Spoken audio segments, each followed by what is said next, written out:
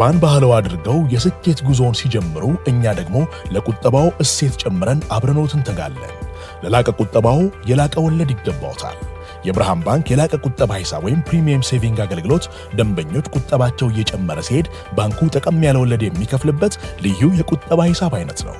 የላቀ ቁጠባ ሂሳብ አገልግሎት ደንበኛ ከሆኑ ሂሳቦን በቼክ ወይም በሂሳብ ደብተር፣ በኤቲኤም ካርድ ወይም በሞባይል ባንኪንግ አገልግሎት ማንቀሳቀስ ይችላሉ። ዛሬውኑ ወደ አቅራቢያው ወደሚገኝ የብርሃን ባንክ ቅርንጫፍ በመሄድ የላቀ ቁጠባ ሂሳብ ከፍተው ብዙ ይቆጥቡ፣ ጠቀም ያለ ወለድ ያገኙ። ብርሃን ባንክ፣ እንደ ስማችን ብርሃን ነው ስራችን። ፉትቦል ካፌን እያደመጣችሁ ነው የተወደዳችሁ። እስከ 4 ሰዓት ከ30 አብረናችሁ እንቆያለን። የምናነሳቸው ሌሎች ርዕሰ ጉዳዮች አሉ። ስለ ሁለቱ ታዳጊዎች ስለ ላሚን ያማልና ስለ ማክስ ዳውማን ጥቂት ቆይተን ደግሞ ስለ ፓሪስ ሳን ዠርማን እናነሳለን። አሁን ስለ ያማል እናንሳ። ያው ባለፈው ሳምንት በመጨረሻዎቹ የላሊጋ ጨዋታዎች ላይ አትሌቲክ ቢልባኦ ላይ ግሩም ጎል አስቆጥሯል። ባርሳ በሱ ጎል አማካኝነት አሸንፏል። የነጥብ ልዩነቱን በ4 እንደተጠበቀ እንዲቆይ አድርጓል። ባይሳካም በሬሞንታዳ ሙከራቸው አትሌቲኮ ማድሪድን 3-0 ባሸነፉበት ጨዋታ ግሩም ነበር። ከዛ በፊት ከቪያሪያል ጋር በነበረው ጨዋታ ሃትሪክ ሰርቷል። ጋና በ18 ዓመቱ የባርሰሎና ከፍታ ጎል አስቆጣሪ ነው በዚህኛው የውድድር ዘመን። ስለዚህ ላሚን ያማል ቁጥሮች ሁልጊዜ የሚያስገርሙ ናቸው። እድገቱም በጣም የሚያስደንቅ ነው። የባርሳን ዋናው ቡድን ሰብሮ ከገባበት በ15 ዓመቱ ለብሎግራና የመጀመሪያ ጨዋታውን ካደረገበት ጊዜ ጀምሮ አንድ ሪቻርድ ፊትስፓትሪክ የሚባል ጸሐፊ አለ እና ስለዚህ ተጫዋች አንድ ጊዜ ሲጽፍ ምን አለ፣ ቪቪያን ቫልት የምትባል ለታይም ሜጋዚን የምትጽፍ አንድ የስራ ባልደረባ አለችኝ ይላል እና 2018 ላይ ስለ ባርሰሎና በታይም መጽሔት ላይ የሚወጣ አንድ ዘገባ ለመስራት ወደ ባርሰሎና ከተማ አጥንታ ሪሰርች ታደርግ ነበር እና ከሪሰርቿ መካከል አንደኛው ማን ነው ሊዮኔል ሜሲን የሚተካው፣ ለመተካት በጣም አስቸጋሪ ስለሆነ ሊዮኔል ሜሲን ማንም የሚተካው ሊዮኔል ሜሲ የሚለውን በተመለከተ የባርሰሎና ፕላን ምን እንደሆነ መጠየቅ ነበር እና አንዱን አሰልጣኝ ጠየቀችው። አንዱን የባርሰሎናን የተከበረውን የላማሲያ አንደኛውን አሰልጣኝ ጠየቀችው። ማን ነው የሊዮኔል ሜሲ አልጋ ወራሽ የሚሆነው? አሁን 2026 ላይ ነው ያለ ነው እና 2018 ላይ ነበር ይሄ ዘገባ የተሰራው እና ጋዜጠኛው ወደ አንድ ቀጭን ልጅ ገና እድሜው 10 ወደሆነ ብቻ ጣቱን እየጠቆመ እዛ ጋር ያለውን ልጅ ታየዋለሽ፣ እሱ ነው ሜሲን የሚተካው አላት እና ባርሰሎና ገና ከልጅነቱ ጀምሮ ከ7 ከ8 ዓመቱ ጀምሮ ማዕድን እንዳላቸው ትልቅ አልማዝ እጃቸው ላይ እንዳላቸው ያውቁ ነበር ይላሉ። እንደውም የሎተሪ ትኬት ብላን የጻፈችው ቪቪያን በዛ አርቲክሏ ላይ ኤፕሪል 2023 በቻቪ ኤርናንዴዝ አሰልጣኝነት ባርሳ የላሊጋ አሸናፊ ከሆነ በኋላ ለመጀመሪያ ጊዜ በላሊጋም ታሪክ በባርሰሎናም ታሪክ በእድሜ ትንሹ ተጫዋች ሆኖ ለመጀመሪያ ጊዜ ሜዳ ውስጥ አየ ነው እና ከዛ በኋላ ላሚን ያማል ሬከርዶችን እየሰባበረ እዚህ ደርሷል።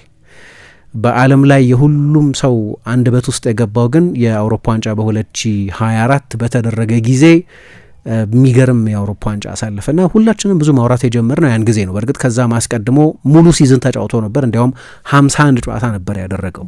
ግን የአውሮፓ ዋንጫ ነው። እግር ኳስን ላሊጋን ነገሬ ብለው በየሳምንቱ የማይከታተሉ የባርሰሎናን ጨዋታ ሁልጊዜም የማያዩ ሰዎች ኢንተርናሽናል ቶርናመንት ስለሆነ ትልቅ ዓለም አቀፍ ውድድር ስለሆነ ትኩረት ሰጥተው ማየታቸው ማይቀር ነው መቼስ እና እዛ ውድድር ላይ ደግሞ ማን ዘነጋው አይነት ብቃት አሳየ። አውሮፓ ዋንጫውንም የመጨረሻውን ምርጥ ጎል አስቆጠረ ያለ ባክሊፍት። እኔ ሁልጊዜም ብለው ነገር አለ፣ ልክ ወደ ጎል ሲመታ ወደ ኋላ ሰውነቱን ጣል ሲያደርገው አታዩም? የቆመ መስሎ ነው የሚመታው፣ በባክሊፍት ነው የሚመታው እና ፈረንሳይ ላይ ያንን ጎል አስቆጠረ። እንዲያውም ከጨዋታው በፊት አድሪያን ራቢዮ ስለሱ የሚያናነቅ አስተያየት ሰጥቶ ስለነበር እሱንም አልፎት ነው ያንን ግሩም ጎል ያስቆጠረው። በሚገርም ሁኔታ ከአንድ ዓመት በፊት ገና እድሜ 15 ዓመት እያለ በእድሜ እርከን ውድድር ፈረንሳይ ላይ ተመሳሳይ ጎል አስቆጥሯል። አንዳንድ ጊዜ ምን አስባለሁ እኔ በሶሻል ሚዲያ ዘመን ላይ ስለሆነ ያለ ነው የአቴንሽን ስፓናችን እንደ ድሮ ዘለግ ያለ ትልቅ ቮሊዩም መጽሐፍ ማንበብ የ3-4 ሰዓት ዶክሜንተሪ ለማየት የሚሆን ትግስት የለንም አሁን ባለንበት ዘመን፣ ወይ ሰፊ ጽሁፍ ለማንበብ የሚያስችል ትግስት የለንም መሰለኝ እና በዛ ምክንያት አንዳንድ ነገሮችን ከልብ የምናደንቃቸው አይመስለኝም። የነገሩን አስገራሚነትም የምንገነዘብ አይመስለኝም። ይሄ እኔም ጋር ሁሉም ሰው ጋር ያለ ሁኔታ ይመስለኛል። ችግር አልበለው ሁኔታ ግን ይመስለኛል።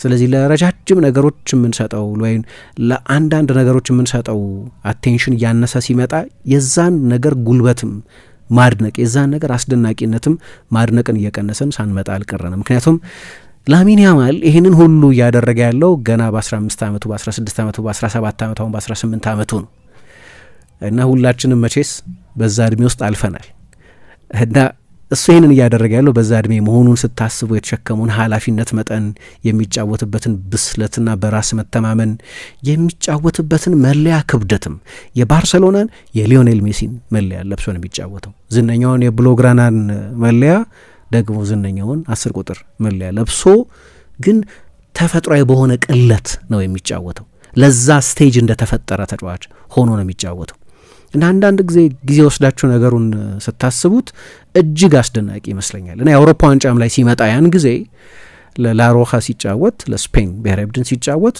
ያንን የውድድሩን ድንቅ ጎል ያስቆጠረው በአውሮፓ ዋንጫ ግማሽ ፍጻሜ ከፈረንሳይ ጋር የነበረው እና ባለፈው የውድድር ዘመን ደግሞ በቻምፒየንስ ሊግ ትልልቅ ጨዋታዎች ላይ ዚነዲን ዚዳን ራሱ ወጥቶ አይደለም የ17 ዓመት ልጅ በየትኛው እድሜ ያለ ተጫዋች በቻምፒየንስ ሊግ ግማሽ ፍጻሜ በትምህርት ቤት ካሉ ትንንሽ ህጻናት ጋር እንደሚጫወት እንደዚህ አቅልሎ ሲጫወት አይቻላቅም ትንግርትን ያየሁት ብሎ ብዙ ጊዜ ላለው ዚዳን ቁጥብ ነው ባንደበቱ።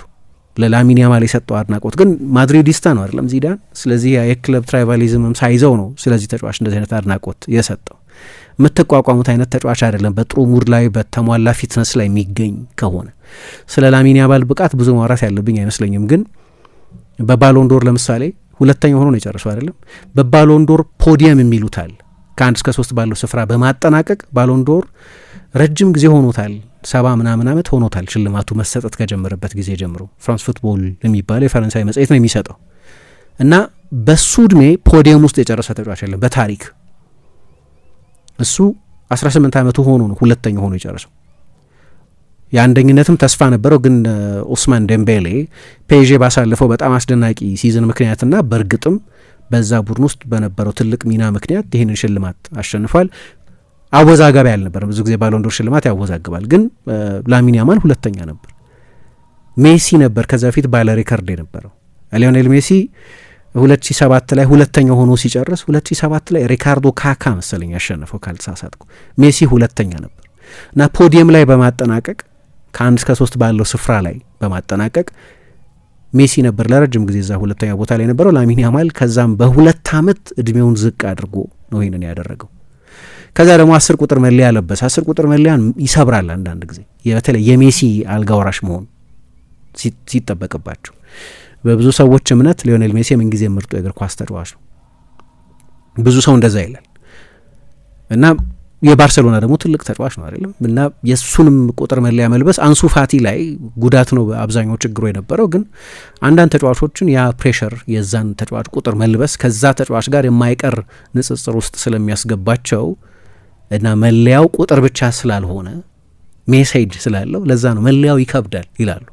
የሁሉም መለያ ክብደት እንደዚሁ በእጅ ቀላል ነው፣ ግን ሳይኮሎጂካሊ ግን ቀላል አይመስለኝም። ስለዚህ ያንም መለያ ለብሶ ነው ይህንን አይነት ሲዝን እያሳለፈ ያለው። ያው ላሚን ያማልን በተመለከተ 2 ፍርሃት ግን አለ። ክህሎቱን በተመለከተ አንድም የሚጠራጠር ሰው ያለ አይመስለኝም። አንዱ ፍርሃት ግን በዙሪያው ደህና ሰዎች አሉ ወይ የሚለው ነው፣ የላይፍ ስታይል ጥያቄ። ሁለተኛ እየተጫወተ ያለው የጨዋታ ቁጥር ረጅም ጊዜ እንዳናየው ምክንያት ይሆን ወይ እንቅፋት ይሆን ወይ የሚል ፍርሃት ነው። ሆርሄ ቫልዳኖ ከማራዶና ጋር 1986 ላይ የዓለም ዋንጫን ያሸነፈ እና ኤልፓይስ ላይ አሁን አርቲክሎች ይጽፋል። የሪያል ማድሪድ አሰልጣኙም ዳይሬክተርም ተጫዋችም የነበረ ነው። ቫሌንሲያንም አሰልጥኗል እና ሲጽፍ ስለ ሜሲና ስለ ማራዶና ሲጽፍ የማራዶና ትልቅ አለማድነቅ አይችልም፣ በተለይ በአንድ መልበሻ ክፍል ከሆነ በኋላ። ለነገሩ ዲዬጎን አለማድነቅም አይቻልም፣ እግር ኳስን ወዳለሁ ያለ አንድ ሰው ግን ሁልጊዜ ስለ ማራዶና ያለው ጉዳይ የላይፍ ስታይል ጉዳይ ነው። አንዴ በእጽ ምክንያት፣ አንዴ በመጠጥ ምክንያት፣ አንዴ በሚመርጠው ላይፍ ስታይል ምክንያት ሁልጊዜም መቼስ ዲዬጎና ማራዶና ብለው እኮ ነው ሰዎች የሚከፍሉት። ማራዶና ሜዳ ውስጥ የምናየው ተጫዋች ነው። ዲዬጎ ደግሞ ከሜዳ ውጭ ያለ ብዙ ጊዜ ህይወቱንም ከዚህ በላይ መኖር እንዳይችል ምክንያት የሆነ ላይፍ ስታይል ይከተል ነበር እና ምን ብሎ ይጽፋል ኤልፓይስ ላይ አንድ ጊዜ ማራዶና ወዝ ማራዶና ሳምታይምስ ሜሲ ኢዝ ማራዶና ኤቭሪዴይ ይላል። ሜሲ በጣም ንጹህ የሆነ ህይወት ስለሆነ የሚኖረው የላይፍ ስታይልን በተመለከተ ማለት ነው። ረጅም ጊዜ አሁን ትልቁ ጥያቄ ላሚን ያማልን እንደው እንደ ማራዶና አይነት ላይፍ ስታይል አለው ማለት አይቻልም። በተለይ በዚህ ዓመት እኔ ከዛ የኤል ክላሲኮ ውዝግብ በኋላ አጀንዳም ሲሆን ሰምቼው አላቅም። አንዳንዶች እንደሚሉት ጆርጅ ሜንዴዝ ትልቅ ወኪል ነው፣ የክርስቲያኖ ሮናልዶን የእግር ኳስ ሕይወት ሼፕ ያደረገ በጣም የሚከበር ወኪል ነው እና በዛ ምክንያት የሶሻል ሚዲያ ላይ ያለው ፕሬዘንስ በጣም እንዲቀንስ አድርጎታል፣ ሎ ፕሮፋይል እንዲሆን አድርጎታል። ስለዚህ ጥሩ ሰዎች ጋይድ እያደረጉት ያለ ይመስላል። አሁን ግን የሆነ ጊዜ የነበረው ፍርሃት ያ የላይፍ ስታይል ጉዳይ ነው። ሜሲ ለምሳሌ ረጅም ጊዜ ነው አይደለም ለባርሰሎና የተጫወተው። አንድ የሚገርም ነገር ልንገራችሁ። ሳሙኤል ኤቶ ሜሲ ዋናው ቡድን ተጫዋች በነበረበት ጊዜ የባርሰሎና የመጀመሪያው ተመራጭ 9 ቁጥር ነው የነበረው አይደለም እና 5 ዓመት ተጫውቷል ለባርሰሎና። የእግር ኳስ ተጫዋችነት ምርጦቹን ዓመታት ያሳለፈው በባርሰሎና ተጫዋችነት ነው እና አንድ ጊዜ ብቻ ነው ከ30 በላይ ጎል ያስቆጠረው። ግን ከዓለም ቤስት 9 ቁጥሮች መካከል አንዱ እየተባለ 5 ሲዝን ሲጫወት ከሪያል ማዮርካና የሪያል ማድሪድ ተጫዋች ነበር የነበረው። የተጫዋቹን የኢኮኖሚ መብት ሁለቱ ክለቦች ተካፍለውት ማለት ነው። ስለዚህ ባርሴሎና ሲገዛው ከሁለቱም ክለቦች ነው የገዛው እና ያኔ ከቤስት 9 ቁጥሮች መካከል አንዱ ተብሎ እየተቆጠረ 5 ዓመት ፒኩ ላይ ሆኖ 2 ቻምፒየንስ ሊግ አሸንፎ ሌሎች ላሊጋዎች አሸንፎ እና ናቹራል ቦርን ስትራይከር የሚሉት 9 ቁጥር ሆኖ አንድ ጊዜ ብቻ ነው ግን ከ30 በላይ ጎል ያስቆጠረው። ሊዮኔል ሜሲ 13 ጊዜ በትንሹ 30 ጎል አስቆጥሯል። የማይታመን ነው። በባርሴሎና ብቻ ያለውን ሬከርድ ነው የምጠቅሰው እና በሲዝኑ በአብዛኛው የማጥቃት ሜትሪኮችም አይን ከሚነግረን ባሻገር ማለት ነው ሜሲን እኔ በቁጥር መግለጽ ብቻ በቂ አይደለም፣ እንዲያውም የሚያሳንሰው ይመስለኛል ስታቲስቲካል ልታደርጉት ስትሞክሩ። አይን የሚያየው ማጂክ ያለው ተጫዋች ስለሆነ ግን ቁጥሩን ደግሞ ዝም ብላችሁ ስታጤኑት የኤቶ ንጽጽር ያመጣሁት ኤቶ ዝም ብሎ ፑሽ ኦቨር ተጫዋች አይደለም፣ ኤሊት አጥቂ ነው። ከምን ጊዜም እንደው ካለፈው 30 ዓመት ምርጥ አጥቂዎች መካከል ከአፍሪካ ከምርጦቹ የምን ጊዜም ተጫዋቾች መካከል አንዱ የሚቆጠር ነው።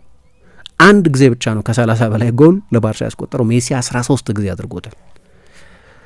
ከማይታበል ክህሎቱ ባሻገር ላይፍ ስታይሉ ነው ይሄንን ያደረገው። በካስቴል ደፌልስ በከተማው ወጣ ብሎ ሰው ጭር በሚልበት አካባቢ ሌላ ሳይመን ኩፐር ስለ ባርሴሎና መጽሐፍ ሲጽፍ የሜሲን መኖሪያ ቤትም ሄዶ ሰልሎ ነበር ልበለው፣ ግን ለማጥናት ሄዶ ነበር እና ምንም የሚተላለፍ ሰው አታዩም ይላል። ጸጥ ያለ የከተማው ክፍል ላይ ነው የሚኖረው።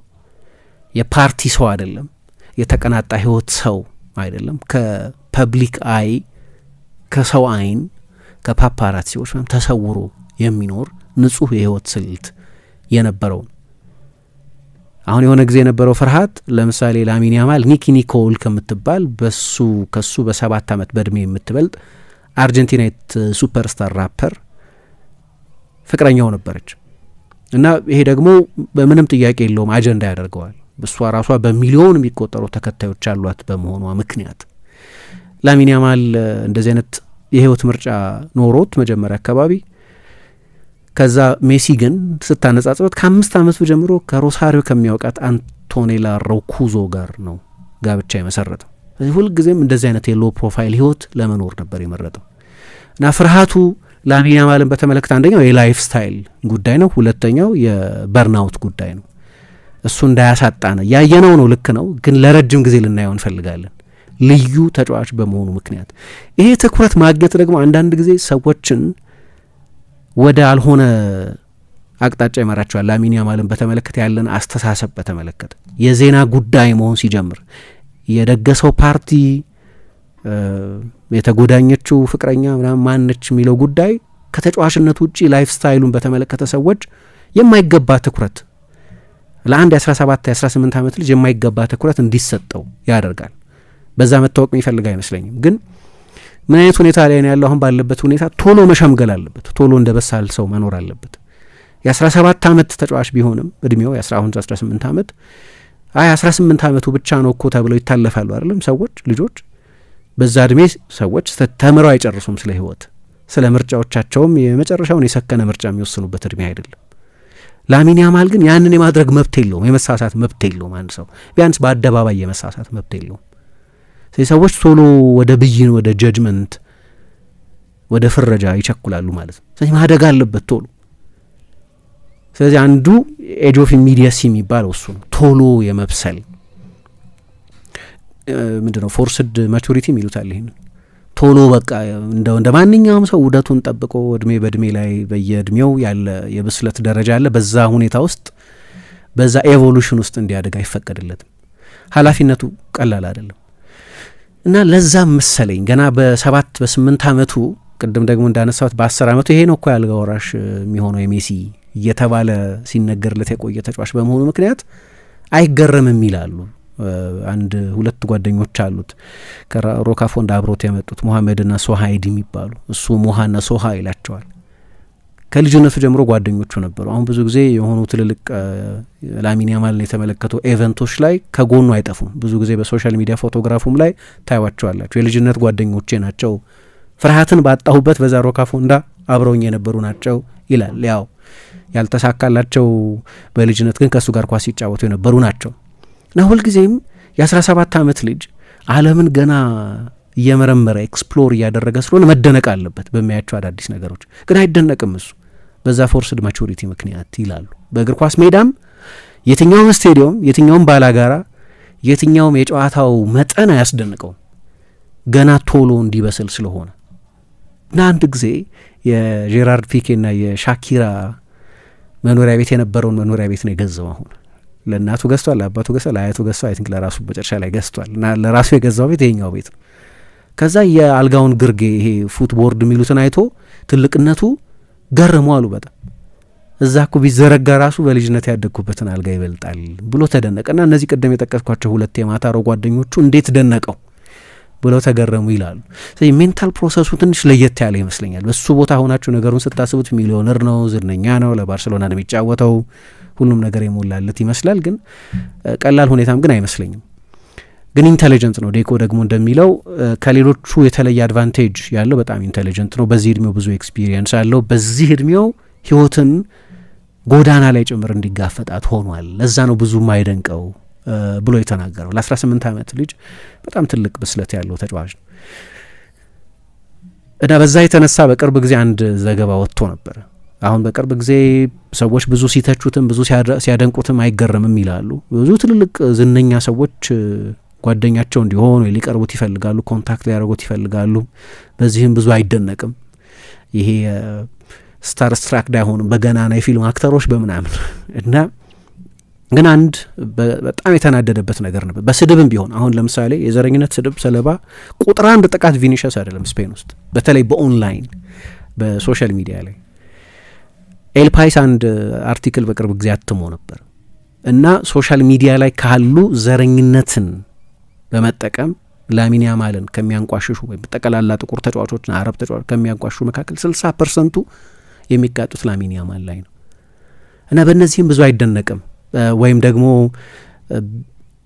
ሰለባ ነኝ ብሎ በዛ ጉዳይ ላይ ብዙ አጀንዳ ሲፈጥር አናይም። ያንን ማድረግ ችግር ነው ማለት አይደለም። ቪኒሽስ ለምሳሌ እንደዛ ያደርጋል።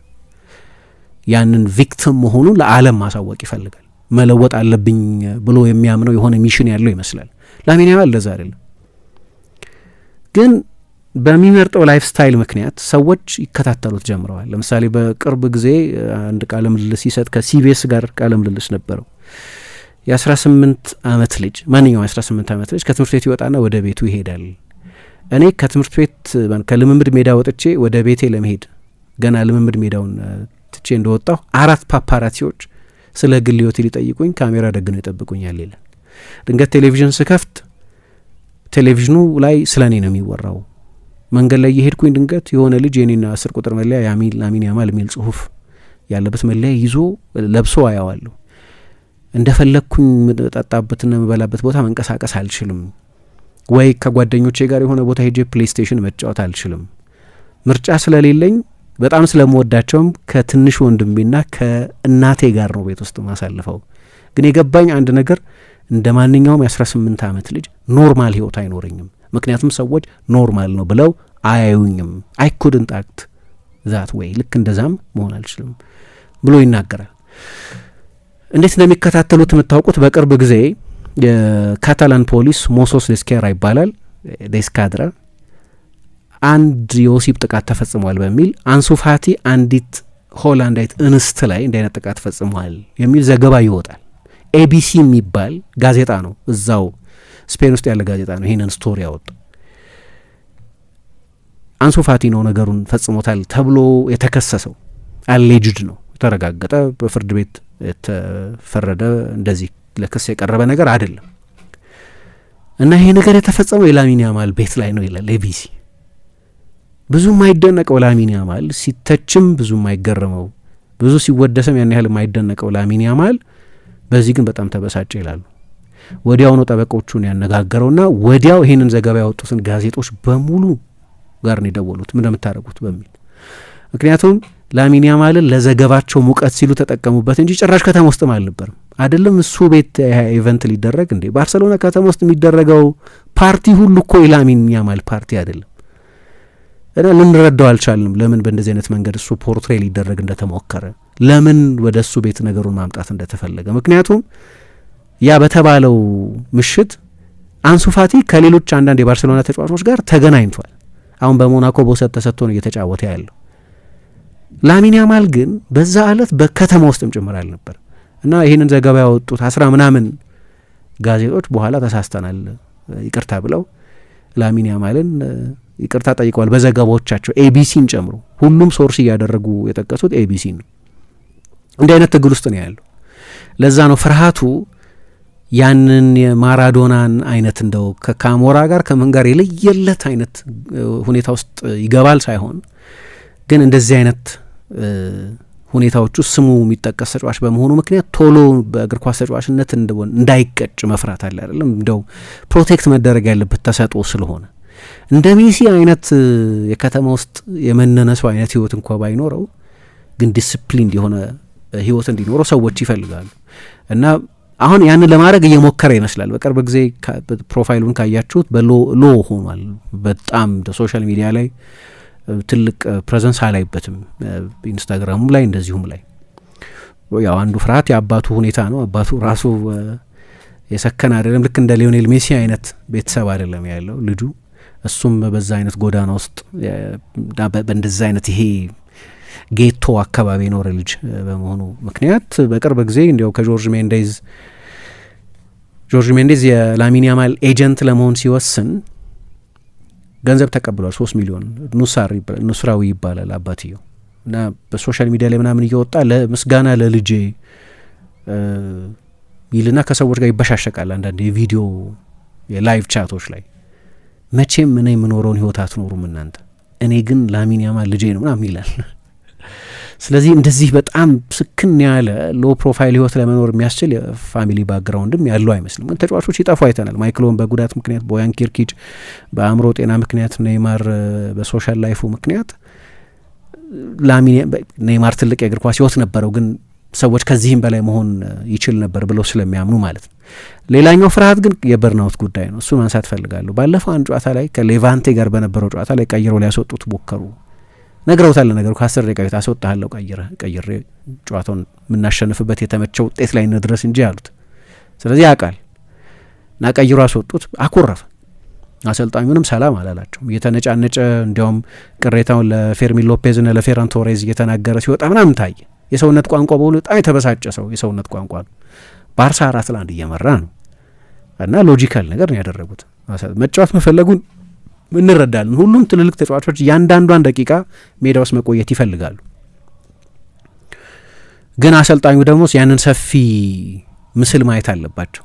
ሎንግ ተርም ቪዥን ማየት አለባቸው። ተጫዋቹ ብዙ እየተጫወተ ነው ያለው እና በአሰልጣኝነታቸው ዘመን 100ኛ ድላቸው ነበር። የሱ 100ኛ ድል ነበር ሌቫንቴን ያሸነፉበት ጨዋታ።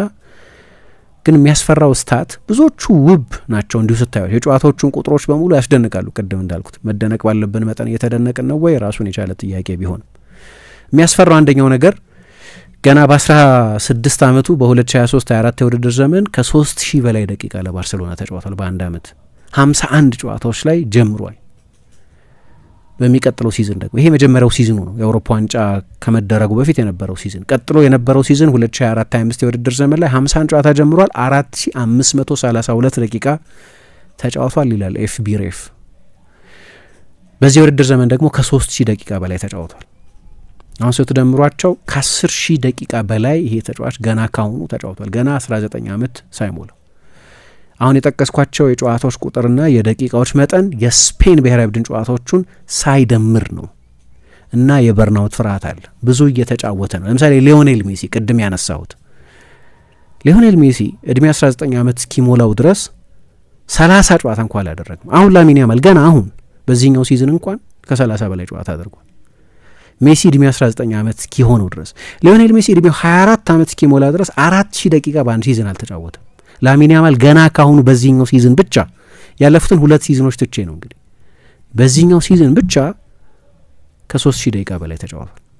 እስካሁን ድረስ ገና በ18 ዓመቱ ሜሲ እስከ 24 ዓመት ድረስ በአንድ ሲዝን 4 ደቂቃ አልተጫወተም። ላሚን ያማል ገና በ18 ዓመቱ ወደ 10000 ደቂቃ ገደማ ተጫውቷል። ሜሲ ስሎ በርን የሚሉት አይነት ቀስ እያለ ነው ዶዝ እየጨመረ የመጣ። ላሚን ያማል በአንድ ጊዜ ነው ብዙ እየተጫወተ ያለው በአንድ ጊዜ እና አንዳንድ ተጫዋቾች በአጭር ጊዜ ኃይለኛ በርናውት የሚያጋጥማቸው ተጫዋቾች ሲጠፉ አይተን እናውቃለን። መጥፋት ሳይሆን ግን ፒካቸው ላይ መድረስ ባለባቸው እድሜ ሲደበዝዙ አይተን እናውቃለን። ለምሳሌ ራሂም ስተርሊንግ በጣም ጥሩ የእግር ኳስ ሕይወት የነበረው ተጫዋች ነው። በሊቨርፑል መጀመሪያ፣ ከዛ በኋላ በማንቸስተር ሲቲ ደግሞ በጣም ስኬታማ ሆኖ 7 ዓመታት አሳልፏል። ግን ድንገት 28 ዓመቱ ላይ ባሎንዶር ምናምን ማሸነፍ በሚገባው እድሜ ላይ የሆነ ጊዜ እኮ የባሎንዶር ካንዲዴት የነበረ ተጫዋች ነው። እንዲያውም 2018-19 ውድድር ዘመን ማንቸስተር ሲቲ ቻምፒየንስ ሊግ ቢወስድ ኖሮ ባሎንዶር የሚያሸንፍ አይመስላችሁ? ይመስለኛል። የሚገርም ዓመት ነበር ያሳልፍ። ከ50 ምናምን ዓመት በላይ የጎል ኮንትሪቢሽን ነበረው በአንድ ሲዝን። ግን ምን ሆነ? ገና በ17 ዓመቱ ለሊቨርፑል 2000 ደቂቃ ተጫወተ። 2000 ደቂቃ 20 ዓመት ሳይሆነው በፊት ለሊቨርፑል በመጨረሻው ሲዝኑ ከ50 በላይ ጨዋታዎች አደረገ። ከዛ ወደ ሲቲ ሄደ። ፔሌግሪኒ ነበሩ መጀመሪያ አሰልጣኝ የነበሩት።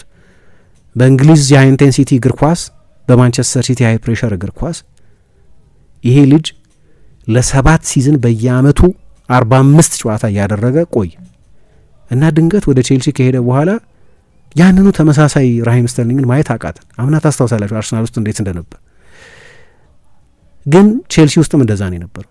ይሻል ነበር ቼልሲ ውስጥ ግን እንደዛ ነው። አሁን የፋይኖርድ ቤንች ነው። አሁን ለግማሽ ሲዝን ቼልሲ ውስጥ ቤንች ነው፣ የቡድኑ ስብስብ አካልም አልነበር፣ ለብቻው ነበር ልምምድ ያደርግ የነበር። እና ሰዎች ምን ይላሉ? አንድ ተጫዋች በየትኛውም እድሜ ላይ ይገኝ 450 ጨዋታ ካደረገ በኋላ ናቹራሊ መውረድ ይጀምራል ይላሉ። እኔ አሁን ላሚን ያማል እየሄደ ባለበት ሁኔታ 150 ጨዋታ አድርጓል ገና ካሁን በ18 ዓመት ሳይሞላ ለክለብ ብቻ ማለት ነው። ለስፔን ብሔራዊ ቡድን ወደ 30 የሚጠጋ ጨዋታ አድርጓል፣ 180 አካባቢ ማለት ነው። በ18 ዓመቱ 180 ጨዋታ አደረገ ማለት ጥናት ነው። አሁን ብዙ ጊዜ ይባላል ራሂም ስተርሊንግ ዲክላይን ማድረግ የጀመረው ገና 500 ጨዋታ ሳይሞላው በፊት ነው ይባላል። ሲቲም አካባቢ ታስታውሱት ሆነ መጨረሻ አካባቢ ቦታውን ማጣት ጀምሮ ነበር። የመጨረሻው ሲዝኑ ወደ ቼልሲ ከመሄዱ በፊት የነበረው 2021-22 የውድድር ዘመን ማለት ነው። እንዲህ አይነት ችግር ተጫዋቾች ያጋጥማቸው እናያለን። ተጫዋቹ ተቀይሮ መውጣት ላይፈልግ ይችላል፣ ማረፍ ላይፈልግ ይችላል። ስለዚህ ቢያኮርፍም እንደው ተጠየቁ ከዛ የሌቫንቴ ጨዋታ በኋላ ቅር ብሎት ነበር እኮ ተብሎ ሲጠየቁ እናንተ እንደው በቃ ላሚን ያማል ለሚያደርገው ነገር በሙሉ ቦታ ትሰጣላችሁ ማለት ነው፣ ልጅነቱን እንደማጣቀስ አይነት እንዲህ አይነት አስተያየት ሰጥተው ነበር። ግን ለማነጻጸር ገና በ18 ዓመቱ ከ150 በላይ ፕሮፌሽናል ጨዋታዎች አድርጓል በክለብ እግር ኳስ። ከ10,000 በላይ ደቂቃ ተጫውቷል። በተመሳሳይ እድሜ ኢኒየስታ፣ ቻቪ፣ ሴስክ ፋብሬጋዝ ከዚህ ከእጥፍ ያነሰን የተጫወቱት። ቤሊንጋም እንኳን በበርሚንጋም ሲቲ ሬከርድ እየሰበረ በትንሽ እድሜ በመጫወት በትንሽ እድሜ አምበል በመሆን ይህንን የመሳሰሉትን ሬከርዶች እየሰበረ በነበረበት ጊዜ ወደ ዶርትሙንድ ሄደ። በ18 ዓመቱ ቤሊንጋም በጣም ትልቅ ተጫዋች ነበር። ከቤሊንጋም ጋር እንኳ ብታነጻጽሩት የፋስት በርነር የሚባል ነው እሱ። እንደ ሜሲ ስሎ በርነር አይደለም፣ ቶሎ ነው ብዙ የተጫወተው። በ31% የበለጠ ተጫውቷል ላሚን ያማል።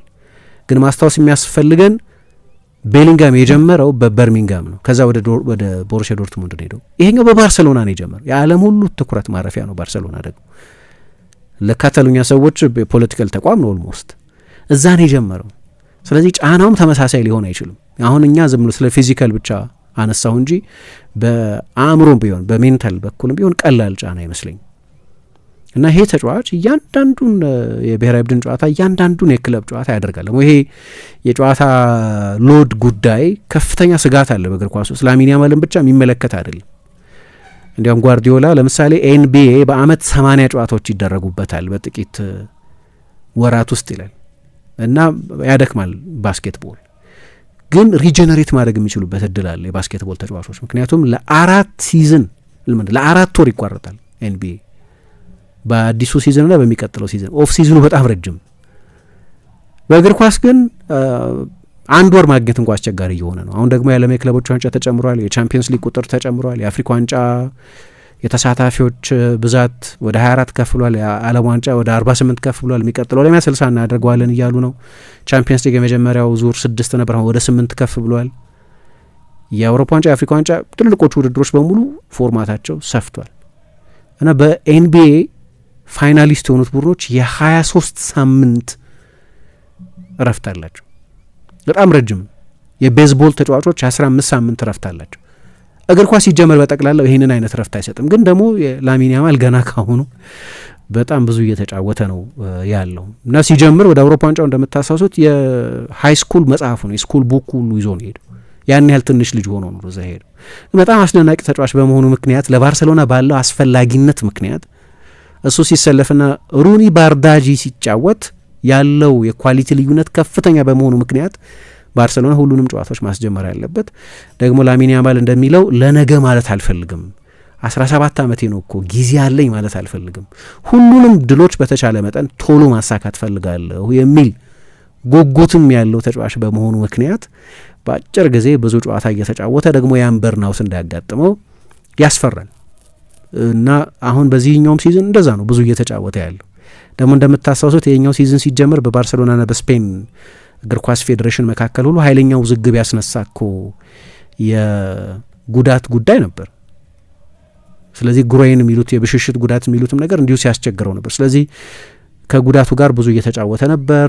ሉዊስ ደላፎይንቴም ሃንዚ ፍሊክም ሁሉንም ጨዋታዎች ያስጀምሩታል። ግን ሁሉንም ጨዋታዎች ካላስጀመሩት አይደለም 5 ደቂቃ እየቀረው ደግሞ ቀይሮ ሲያስወጡት ያኮርፋል እና በዚህ የተነሳ ላሚን ያማል አስደናቂ ተጫዋች ነው። በእኔ ግምት በዚህ ሰዓት የዓለም ቤስቱ ተጫዋች ነው። ግን ለወደፊቱ ግን የእግር ኳስ ሕይወቱን በተመለከተ ፍርሃት አለ። ቁጠባን ባህለው አድርገው የስኬት ጉዞውን ሲጀምሩ እኛ ደግሞ ለቁጠባው እሴት ጨምረን አብረኖት እንተጋለን። ለላቀ ቁጠባው የላቀ ወለድ ይገባውታል። የብርሃን ባንክ የላቀ ቁጠባ ሂሳብ ወይም ፕሪሚየም ሴቪንግ አገልግሎት ደንበኞች ቁጠባቸው እየጨመረ ሲሄድ ባንኩ ጠቀም ያለ ወለድ የሚከፍልበት ልዩ የቁጠባ ሂሳብ አይነት ነው። የላቀ ቁጠባ ሂሳብ አገልግሎት ደንበኛ ከሆኑ ሂሳቦን በቼክ ወይም በሂሳብ ደብተር፣ በኤቲኤም ካርድ ወይም በሞባይል ባንኪንግ አገልግሎት ማንቀሳቀስ ይችላሉ። ዛሬውኑ ወደ አቅራቢያ ወደሚገኝ የብርሃን ባንክ ቅርንጫፍ በመሄድ የላቀ ቁጠባ ሂሳብ ከፍተው ብዙ ይቆጥቡ፣ ጠቀም ያለ ወለድ ያገኙ። ብርሃን ባንክ፣ እንደ ስማችን ብርሃን ነው ስራችን።